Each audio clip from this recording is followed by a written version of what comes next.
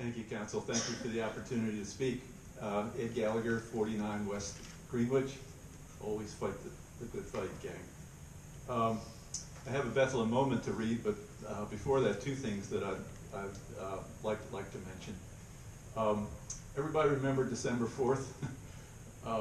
The meeting with 3 hours on 2 West Market and another hour on 306 South New. I'd like to suggest something which for me, and I think for other people who are in contact with me, might help bring some closure to the 306 South New portion of the meeting. A mistake happened there on the part of the city, and the representative of the city did not duck the issue, accepted responsibility, didn't bob and weave or anything like that. Mr. Colon asked if there would be a review of procedures so that this kind of thing wouldn't happen happen again, and the representative of the city agreed that would happen. So almost a month now has passed since then. You guys were put in a tough position, as several of you said that day. You don't want to be in that position again. So I'm wondering if you requested or would request from the city kind of report on that review of the procedures. I didn't quite understand the original procedure, but something in the original procedure would have to be changed so that this kind of thing didn't happen again.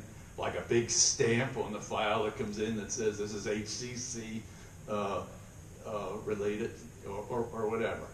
But I'm wondering if council should have requested or could request something like that, so that you guys are sort of sure that a procedure has been put in place where this won't happen again. But I can tell you, people in the public, people in the cheap seats who aren't here today, but who are in contact with the Gadfly, would like some closure on this. My God, 4 meetings before the final meeting in which the 306 thing was agreed upon with HCC. Then we go a couple of years, and then it ends kind of like this. Please don't let that happen again, people are saying. So I'm even suggesting something public, that you know, the people who are sincerely involved in this and have come to all those meetings and seen the things go through, know that a procedure has been instituted, a review has happened, and we won't have to go through that again. Second thing, and I guess for you, President Walden, I would hope you would review with council about decorum.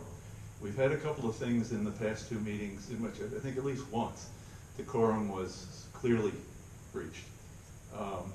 Council members addressing each other and even looking to talk to people in the audience. So we have Robert's Rules that has guidelines about this kind of thing, and I think we went over and came close several times, and I think council needs to be refreshed on those aspects of Robert's Rules. Bethlehem moment number 4. Gallagher's the scholar, and the scholar in me always wants to go back to the beginning, like the first Christmas here, and start these moments coming up. But I'm obviously not doing that. I'm grabbing them where my interest is for what's happening. So I went back and looked for the original zoning ordinance. Bethlehem moment number 4, Bethlehem moment, February 24th, 1926. On February 24th, 1926, the Bethlehem version of the open range Wild West ended. The new sheriff in town, 2 years in the studying, was Bethlehem's first zoning ordinance, whose purpose, in the exact same words of our zoning ordinance today, was to preserve the health, safety, and general welfare of the community. If the zoning ordinance was Wyatt Earp, the real estate board was the villainous Clanton family. The ordinance was ready to go in November 1925, but the real estate board succeeded in getting it delayed till the next council took office, hoping for a better group up there, a more affirmative group. If this ordinance becomes law, Bethlehem's industrial growth is at an end, they said. Commercial interests constitute the lifeblood of the city, they said. Taxes will rise, they said. You can sewer us up, but don't zone us, they said. The ordinance is so lengthy, complicated, and obscure, it's utterly impossible for even the most intelligent man to digest, they said.